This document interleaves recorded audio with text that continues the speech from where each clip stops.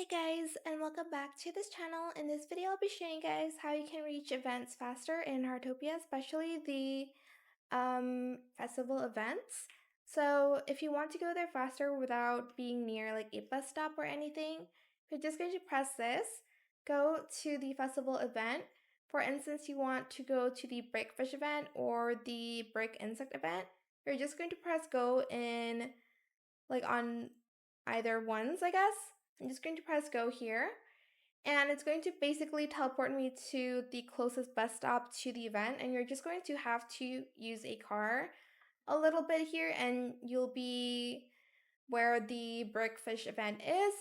And yeah, that is pretty much it. That's how you can teleport to events faster.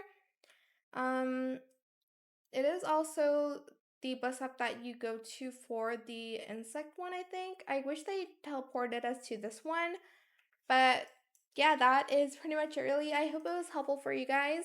Don't forget to like, comment, share, and also subscribe to this channel if you haven't done that already.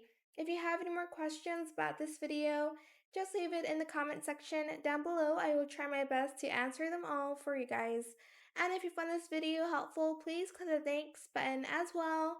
That is it. Thank you so much for watching. Bye!